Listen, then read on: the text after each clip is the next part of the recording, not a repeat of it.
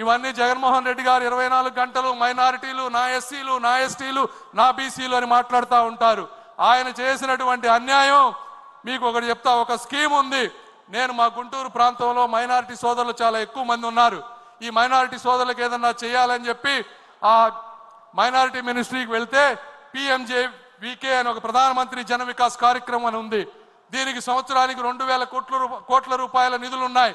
గత 3 సంవత్సరాల్లో ఒక్క రూపాయి కూడా వాడుకోలేదు. ఎందుకు వాడుకోలేదయా అంటే మనం ఉన్నప్పుడు 500 ప్రాజెక్టులు తీసుకొస్తే కేవలం 55 మాత్రమే కట్టారు.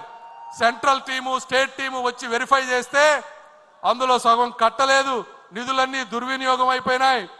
ఇప్పుడు స్టేట్ వచ్చి చూస్తే అక్కడ మేము ఇచ్చిన డబ్బులకి ప్రాజెక్టులు లేవు అని చెప్తే ఇప్పుడు దాదాపుగా 230 కోట్ల రూపాయలు స్టేట్ గవర్నమెంట్ సెంట్రల్కి పే చేసి ఆ బాకీలు తీర్చి ఆ దొంగ సర్టిఫికెట్లు తీసేస్తే మళ్ళీ 2000 కోట్ల రూపాయలు వాడుకునేటువంటి పరిస్థితి రాబోతా ఉంది. ఈ విధంగా ప్రతి వ్యక్తికి అన్యాయం చేసినటువంటి మహానుభావుడు శ్రీ జగన్మోహన్ రెడ్డి గారు. మీకు ఆఖరిగా చెప్తా ఉన్నా, ఇవన్నీ ఇప్పటి వరకు ఉన్నటువంటి స్కీమ్స్ మీకు తెలిసినవి. అదేవిధంగా మొన్న వచ్చారు, 7 మంత్రులను కలిశారు. అందులో ఒక ముఖ్యమైనది డిఫెన్స్ క్లస్టర్.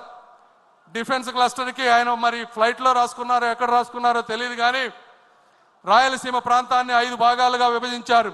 ఒక చోట మిసైల్స్ తయారు చేయాలని, ఒక చోట కమర్షియల్ అదేవిధంగా మిలిటరీ ఎయిర్ క్రాఫ్ట్స్ తయారు చేయాలని, ఒక ప్రాంతాన్ని ఈ మందుగుండ్లన్నీ కూడా స్టోరేజ్ చేసుకునే విధంగా చేయాలని, ఒక ప్రాంతాన్ని డ్రోన్ సిటీగా చేయాలని, ఈ విధంగా ఉన్నటువంటి విశాలమైనటువంటి ప్రాంతాన్ని మా దగ్గర 1000 ఎకరాలు ఉన్నాయి, మీరు రండి మీరు అని చెప్పి రాజ్నాథ్ సింగ్ గారి దగ్గర కూర్చొని రాయలసీమ ప్రాంతాన్ని కూడా నిరక్షరాస్యత లేకుండా చేయాలని ఒక కంకణం పట్టుకున్నారు.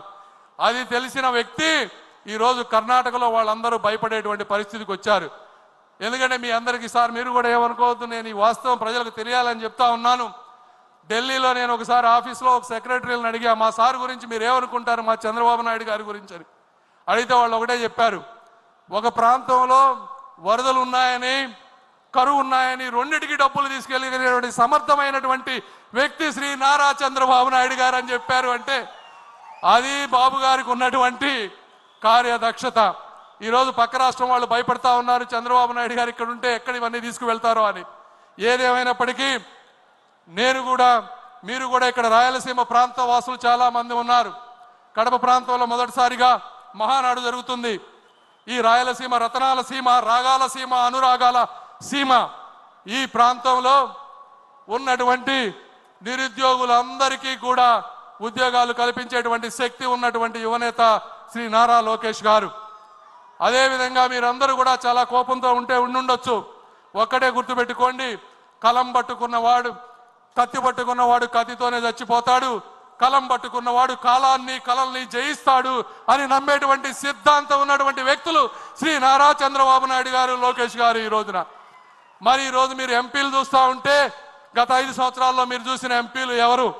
ఒక నందిగం సురేష్ గారు, అదేవిధంగా ఒక అవినాష్ రెడ్డి గారు, ఒక మాధవ్, ఒక మిథున్ రెడ్డి. మరి ఈ రోజు ఉన్నటువంటి ఎంపీలు ఎలా ఉన్నారు మీరే ఆలోచించండి. ఆ రోజు మిథున్ రెడ్డి గారు ఏమన్నారు? ఒక నిండు సభలో అధికార మదంతో, అవినీతి సొమ్ముతో, ఏకవచనంతో యువతకు స్ఫూర్తి అయినటువంటి బడుగు బలహీన వర్గాలకు చెందినటువంటి కనీసం చీమకు కూడా అన్యాయం చేయనటువంటి చిరునవ్వుతో చిందించే రామ్మోహన్ నాయుడు గారిని ఏమన్నారో మీ అందరికీ తెలుసు. అలాంటి వ్యక్తిని ఈ రోజున కేంద్ర మంత్రిని చేసి దేశ విదేశాలు చెప్పుతూ అందరి చేత సెల్యూట్ కొట్టించే విధంగా చేసినటువంటి వ్యక్తి శ్రీ నారా చంద్రబాబు నాయుడు. మరి ఈరోజు ఉన్నటువంటి ఎంపీలు ఎవరు? ఒక దగ్గుమళ్ళ ప్రసాదరావు గారు, ఒక కృష్ణప్రసాద్ గారు, ఒక బైరెడ్డి శబరి గారు. ఇలాంటి గొప్ప గొప్ప చదువుకున్న వ్యక్తులందరినీ కూడా రాజకీయాల్లో తీసుకొచ్చారు. వీళ్ళందరూ అక్కడ ఉన్నటువంటి ఎంపీలందరికీ జగన్మోహన్ రెడ్డి గారు మైన్స్ అప్పచెప్పారు, మందు అప్పచెప్పారు. బాబు గారు ఏమప్పచెప్పారో తెలుసా? ఒక్కొక్కరికి ఒక డిపార్ట్మెంట్ అప్పచెప్పారు.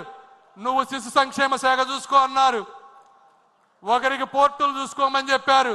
వీళ్ళు ఆ స్కీములన్నీ చదివి వస్తే బాబు గారు వస్తున్నారంటే భయపడేటువంటి పరిస్థితికి తీసుకొచ్చినటువంటి వ్యక్తి నారా చంద్రబాబు నాయుడు గారు. అదేవిధంగా మీరు ఈరోజు చూస్తే ఎంపీలు అందరూ మిథున్ రెడ్డి గారు కోర్టుల చుట్టూ తిరుగుతూ ఉన్నారు అడ్వాన్స్డ్ బెయిల్ గురించి. మన ఎంపీలు ఎక్కడ తిరుగుతున్నారు? దేశ విదేశాల్లో దేశ ప్రతిష్ట పెంపొందిస్తూ మన దేశంపై పాకిస్తాన్ చేసేటువంటి అరాచకాలని చెప్తూ ఈరోజు లావు శ్రీకృష్ణదేవరాయలు గారు, ఒక బైరెడ్డి శబరి గారు, ఇలా బాలయోగి గారి అబ్బాయి అందరూ ఈరోజు ప్రపంచ దేశాలు తిరుగుతూ ఉన్నారు. ఇది కార్యకర్తలు కానీ నాయకులు కానీ అందరూ కూడా గుర్తుంచుకోవాల్సినటువంటి విషయం. ఆఖరిగా